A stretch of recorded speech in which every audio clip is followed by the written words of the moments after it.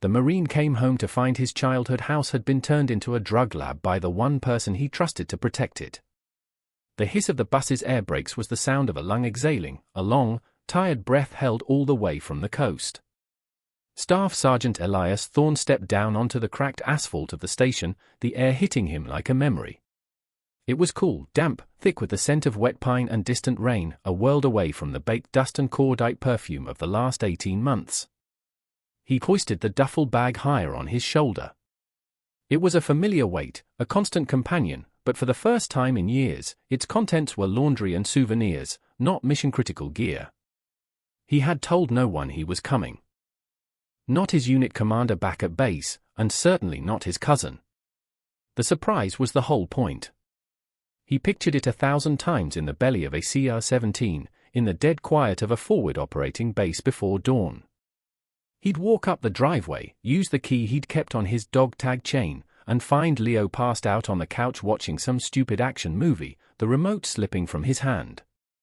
He'd clap him on the shoulder, and they'd laugh, and the long, terrible distance would finally collapse into nothing. The walk was shorter than he remembered, the town smaller. Or maybe he had just gotten bigger, filled out with the kind of world weariness that makes familiar places feel like miniature sets. He passed the Hendersons' house, saw the old porch swing moving gently in the breeze, empty. He remembered Mr. Henderson teaching him how to throw a baseball in that yard, the worn leather of the glove, the satisfying thud as it hit the pocket. He passed Mrs. Gable's prize-winning roses, their petals heavy with moisture, their scent a sweet counterpoint to the damp earth. Everything was exactly as it should be. A quiet street in a quiet town, sleeping under a blanket of grey sky. Peace. It was the thing he had fought for, the thing he had dreamed of. The quiet. But as he turned the final corner onto his own street, a discordant rang in the back of his mind. A warning bell, honed by years of scanning horizons for threats. From a distance, it just looked neglected. The lawn was a mess of yellowing grass and triumphant weeds, a miniature, dying savanna. The mailbox, shaped like a little red barn his father had built, sagged on its post, its door hanging open like a mouth in a silent scream, choked with a wad of rain-soaked mail. These were signs of apathy, of a young man living alone who couldn't be bothered with upkeep. Elias could forgive that. It was the windows that stopped him cold. Every single one, upstairs and down, was blacked out. Not with curtains, but with something ugly and brutally functional. He could see the unmistakable shape of black trash bags taped against the glass, reinforced in places with what looked like old blankets. His training kicked in, overriding the hopeful civilian he was trying to be. A position that is blacked out is a position that is concealed. It is fortified. It is hiding something. His heart, which had been light with anticipation, sank like a stone in his gut. The duffel bag suddenly felt heavier, its straps digging into the muscle of his shoulder, the weight of his other life returning. He walked up the cracked concrete path, his boots making no sound. He bypassed the front door and moved along the side of the house, keeping to the overgrown grass. His senses were on high alert, the way they were when clearing a structure. He wasn't looking for his cousin anymore. He was looking for hostiles. He found his old key, the metal cool against his skin. He slid it into the lock of the back door. It resisted, grating as if the tumblers were filled with sand. He had to jiggle it, forcing it with a pressure that felt like a violation. The lock finally gave with a dull, reluctant click. He pushed the door open an inch. The smell hit him first. It wasn't the familiar, comforting scent of his childhood home, not the lingering ghost of his mother's baking or the lemon polish she used on the floors. This was a chemical nightmare. Sharp, acrid, metallic. It clawed at the back of his throat, a venomous odor of acid and something sickly sweet, like burnt sugar and poison. It was the smell of secrets. Of decay. He slipped inside, letting the door close silently behind him. The kitchen was dark, the only light a dim grey filtering through the edges of the blacked-out window over the sink. Dust motes danced in the gloom. The floor was sticky under his boots. He could see the shapes of things that didn't belong. 5-gallon buckets lined one wall. Plastic tubing snaked across the floor like dead serpents. He moved forward, his hand resting instinctively where a side-arm would have been. Every nerve was alight. The house was utterly silent, but it was a loud silence, thick with wrongness. He remembered this kitchen as a place of light and warmth, the heart of the house. Now it felt like a tomb. He pushed open the swinging door that led to the dining room. It was worse. The old oak table where they'd eaten every holiday meal was covered in a chaotic jumble of glassware. Beakers, flasks, and Pyrex dishes, all stained with a yellowish, crystalline residue. Hot plates were connected by a nest of extension cords to a single, overburdened wall socket.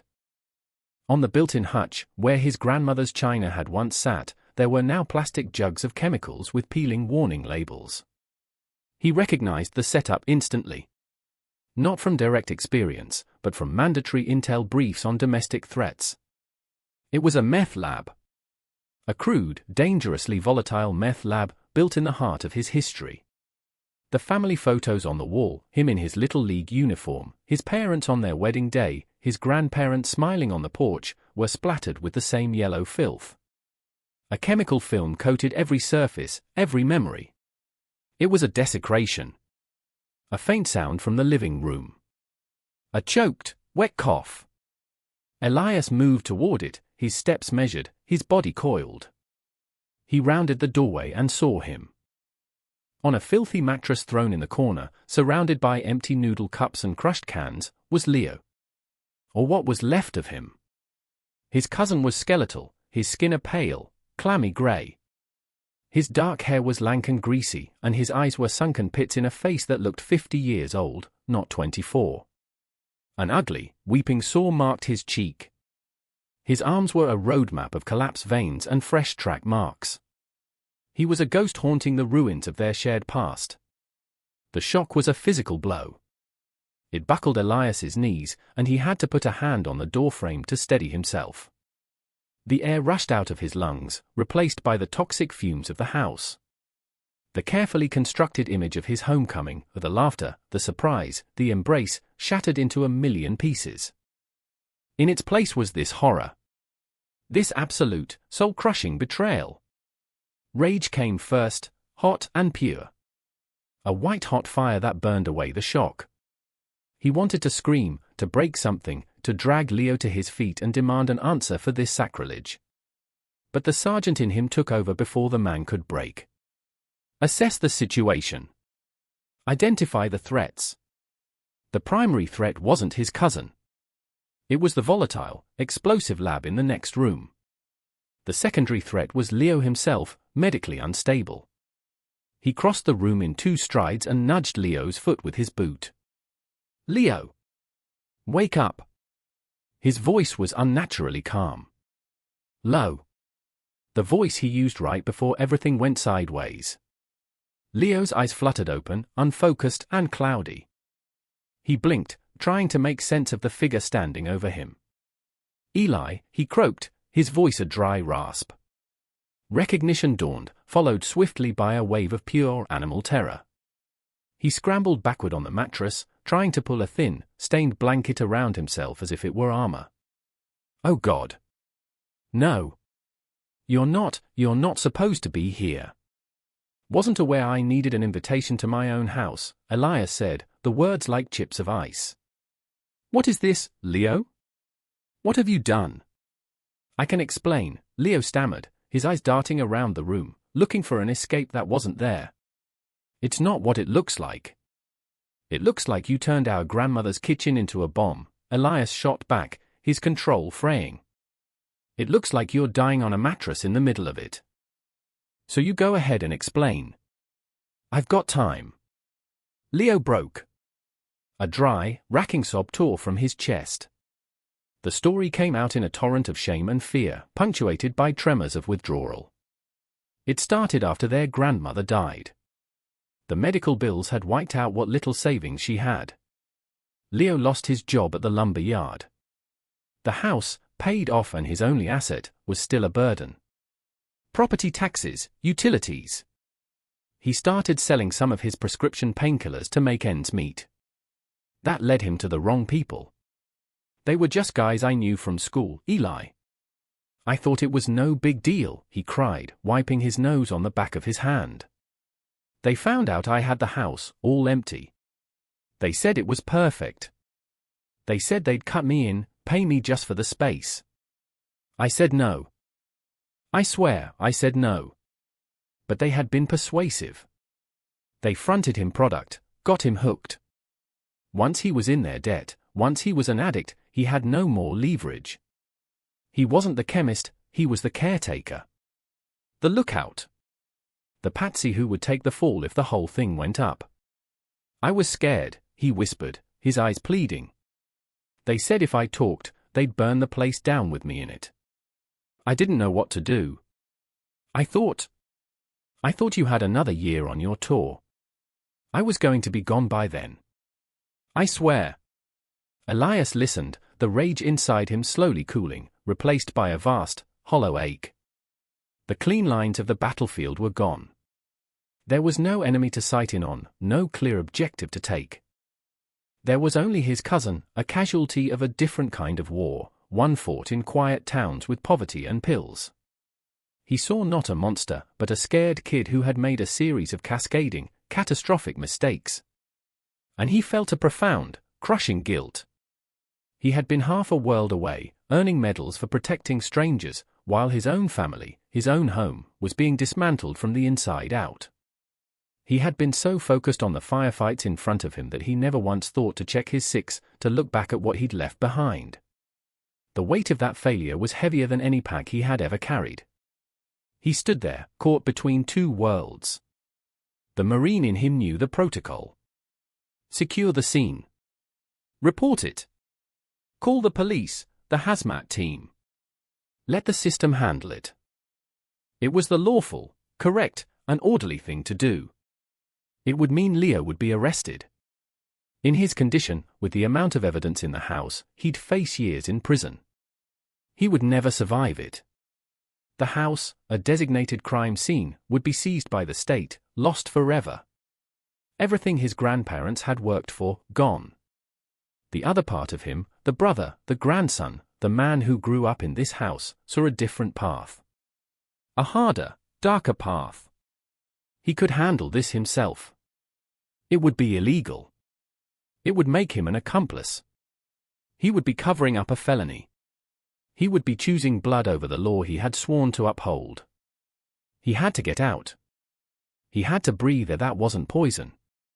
Don't move, he said to Leo, the order flat and absolute. He walked out the back door and stood in the overgrown yard, sucking in the damp, clean air.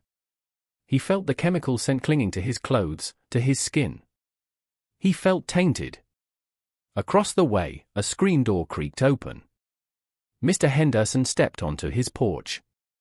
He was old, thin as a rail, but his eyes were as sharp as they'd ever been. He didn't wave or call out. He just stood there, watching Elias, his face a mask of quiet sorrow. Elias felt an inexplicable pull. He walked across the lawn, his boots sinking into the wet grass, and stopped at the edge of Mr. Henderson's perfectly manicured yard. The contrast between this space and his own was jarring. Heard the bus this morning, Mr. Henderson said, his voice raspy with age. He wasn't looking at Elias, but at the blacked-out windows of the house. Figured it might be you. Elias didn't know what to say. The truth was a toxic lump in his throat. Your grandmother, she loved that house, the old man continued, his gaze unwavering. Put her whole life into it. And she loved that boy Leo, too. Even when he started breaking her heart. I saw the cars. Coming and going at all hours. Knew it was no good. Why didn't you call someone? Elias asked, the words raw. Mr. Henderson finally turned to look at him, and Elias was struck by the deep, weary compassion in his eyes. Wasn't my place, son. And who do you call? The police? They'd take the boy, and the sharks who own him would just swim away. Sometimes, all a neighbor can do is bear witness. And pray. He paused, looking back at the dilapidated home. Sometimes a foundation gets cracked. The whole house settles wrong. You don't call the demolition crew. You get down in the dirt, and you fix the foundation." The old man's words landed with the force of a command. Fix the foundation. It wasn't about the law. It wasn't about protocol. It was about salvage. About rebuilding. Elias gave a single, sharp nod. "Thank you, Mr. Henderson." He turned and walked back to the house, his purpose clear. He was no longer a staff sergeant acting on behalf of the United States Marine Corps. He was a son, a grandson, and a cousin. And this was a recovery operation. He went back inside. The plan formed in his head, a mission with clear phases. Phase 1, Personnel Welfare. He found a dusty bottle of water in the back of a cabinet and made Leo drink all of it. He stripped him of his filthy clothes, wrapped him in the one clean blanket he could find, an old Marine Corps issue wool blanket from his own bedroom closet, and sat him on the back porch, in the fresh air. Phase 2, Hazmat Disposal. He put on the thick rubber dish gloves he found under the sink and a painter's mask from the garage. It wasn't proper gear, but it was better than nothing. For the next 8 hours, he worked with a methodical, cold fury. He was a machine. He moved through the house like he was clearing an IED factory.